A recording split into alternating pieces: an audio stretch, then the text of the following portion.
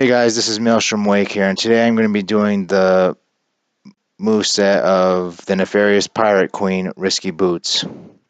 Now, the reason why I'm doing the moveset for this character is because, one, Smash needs more female fighters. Two, she would have her own original moveset, and three, she's a female villain, which Smash has a lack of. Also, this is her moveset if she were getting to the next Smash Brothers. So, here we go. Her neutral A would be the Scimitar Slice, which basically it's just a normal horizontal slice. The faster you press A, the more damage you rack up. Her forward A is the Scimitar Rush, which basically she does a rush animation, and if an opponent is caught in this, it'll do rapid damage and it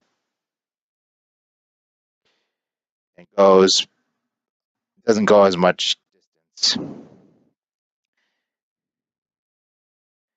Her up A is the Scimitar Rise, which she basically does an upward sword attack in an upward diagonal manner. Her down A is the Scimitar Slide, which is basically one of her more unique moves, where she'll ride on the sword and glide it across the stage. It's a pretty unique skill that she has, and it does good knockback as well as medium damage. Now it's time for her aerials. Her neutral air is the spread shot, which basically this is a move mainly used for finishing one of her more deadly combos. Basically, she'll fire a spread shot, which goes the bullets will go three ways: upward diagonal, downward diagonal, and forward. It's also very useful for gimping opponents at a distance. Her back air would be the bomb shot, which basically does a little more knockback and damage than Toon Links and Links bombs. Her down air is the Scimitar Glide, which basically it's a move where she dashes downward diagonal at an opponent. It also has a meteor effect. Her up air is the Scimitar Rise. Basically, it's the same thing as if she would use it on the ground, only she uses it in the air.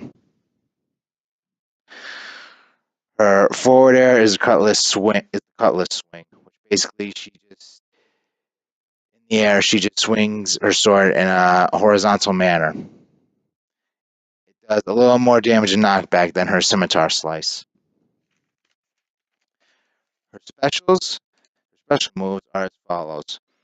Her B move would be the normal shot, which basically she just fires normal bullets at opponents. These look a little bit like Mega Man's bullets, only has the same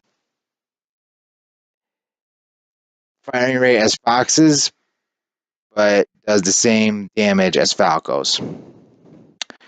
Side B would be the Scimitar Flash, which basically she charges up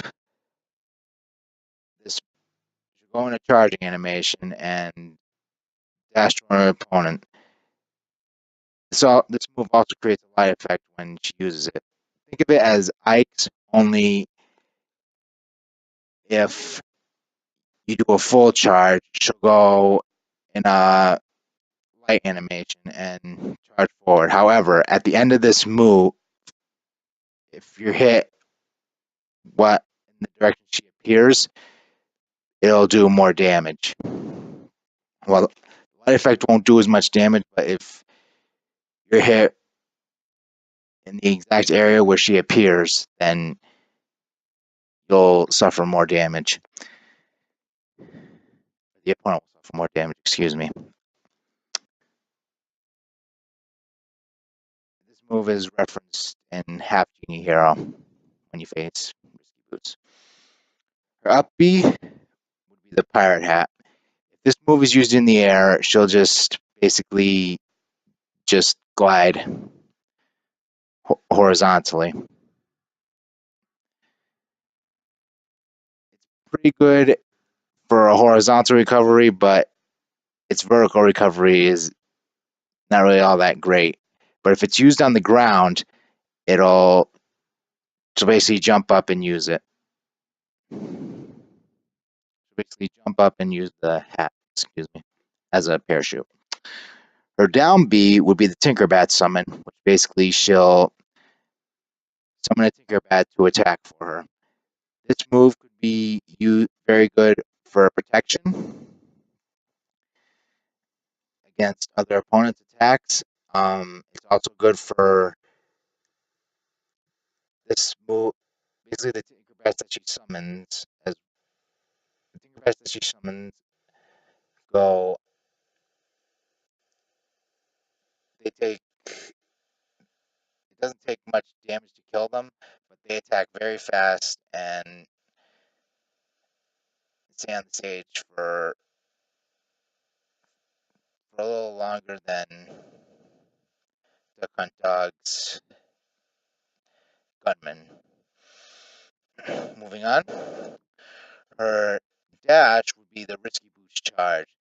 This move is referenced in Pirate's Curse when Shantae does the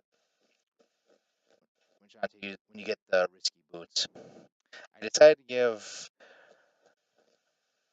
Risky some of the moves from Pirate's Curse to Risky because she uses the pirate gear better in more unique ways than Shantae does. But basically, the Risky Boots charge, it basically goes medium range, but it has very good knockback.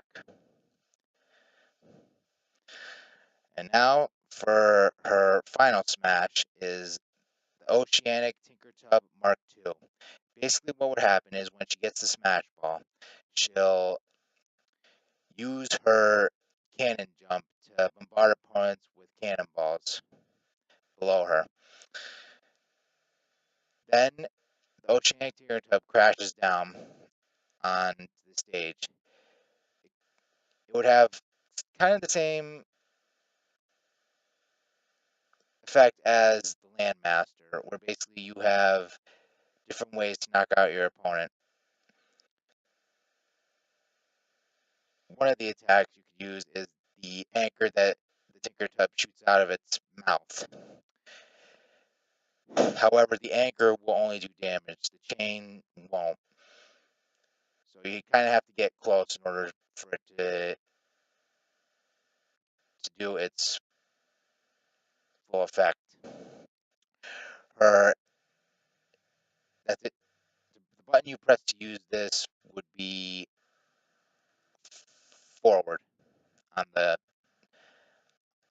joystick. Her and the next move you can use for the Oceanic Tinker Tub would be the cannons, which basically, if you press A, she'll bombard foes with cannons, which do medium knockback as well as really good damage. If you press up A, she'll fire cannons that summon Tinkerbats, which is very good for distracting foes. If you just press up on the joystick, the Tinker Tub will jump up and basically crash on opponents. Any opponent who gets hit by this will automatically have a pitfall effect.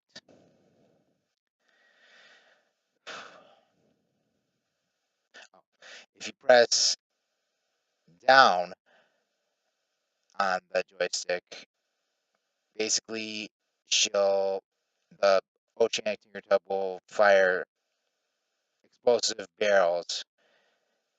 It's kind of the effect would be kind of the same if you were hit by an explosive barrel in Smash Brothers. It would do a lot of damage, and the speed is moderate.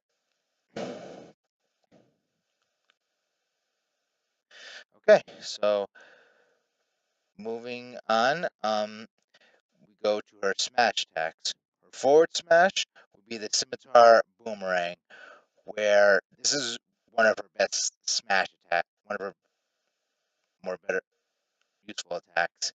Basically, if you hold forward smash, she'll go and throw her scimitar as a boomerang. Now, if you're hit on the forward swing of this move, it'll do just a pretty good amount of knockback. However, if you hit on the back swing, you're gonna be in a world of trouble because the backswing does rapid hits and her ground to aerial setups are insane. So be careful. She is, and unlike Link and Toon Link, who could move after they use their boomerangs, she won't be able to move. That's one of the drawbacks with this move. Another drawback is it can be reflected, and when it is reflected, it does the same damage effect as the backswing. So you need to be careful when using it. And yeah, it can be reflected. Her up smash is one of her more unique ones, and I'll try to explain it to the best of my ability. Her up smash is basically the bear trap. Is basically the bear trap from Pirate's Curse, where press up, if you press up and A together, she'll go into a smash animation, and basically she'll summon a Tinker Tub. A bathtub will appear, and basically a bear trap will come out of it. This move will go basically about medium range. If you charge up for full, it'll have the same effect as if you're hit by the Dragon Fang Shot projectile, where you're stunned for a little bit. However, this is only on full charge, however. If you're on basically a half charge or a small charge, it will do a pretty good amount of knockback, as well as damage. Her down smash is the scimitar slam, which basically she'll hold the scimitar over her head and slam it on hard on the ground. It's kind of like Charizard's Earthquake, only it doesn't cover both sides. It only covers the side that she's facing, to keep it balanced. Now for her grabs. Now the basis of her grab moves, when she grabs an opponent, she'll be using her grapple gun, which has a little bit more, just a tad bit more range than Samus's grapple beam. Her forward grab would be the vertical slice, where basically she just slashes her sword vertically at an opponent after you grab him. Her up air would be the aerial swipe. Now this move is referenced from the Bone Legs attack, where Risky Boots will just swing her sword upward quickly after she's grabbed someone with her grapple gun, and if you push up A, she'll just do a quick aerial swipe with her sword. Her down grab would be Pogo Cutlass. This move is referenced from Pirate's Curse when Shantae gets the scimitar, and if you use it, press down. If basically you use this move, she goes into a pogo animation if you use it on the blocks. So basically, the move will go like this. She would grab an opponent, and if you press down, she'll pogo jump on the opponent with her sword 3 times. Sorry about that. She'll basically pogo on the opponent 3 times. After the third time they're hit, they'll get knocked back. Her backwards throw would be the triple shot, which basically she just grabs an opponent, and if you press back, she'll shoot an opponent 3 times. And her entrance would be the giant anchor, where a giant anchor would come down on the stage with her riding on it, and then she'll just step off.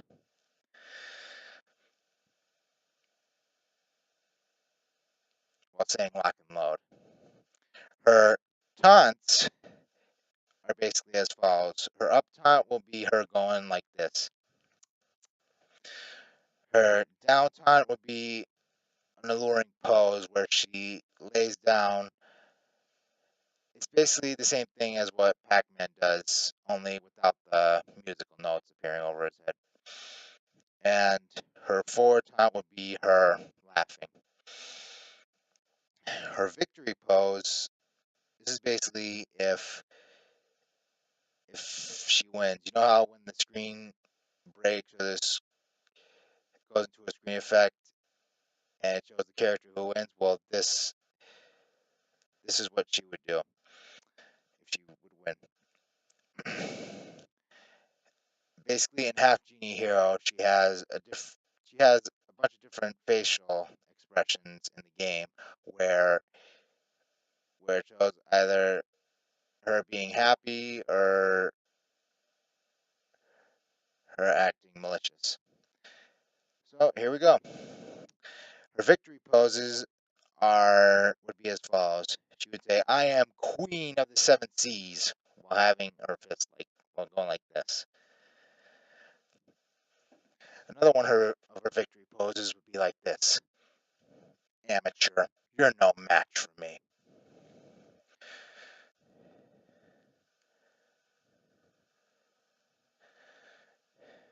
And then her other victory pose would be where she puts her sword up like this and say, "You're a disgrace."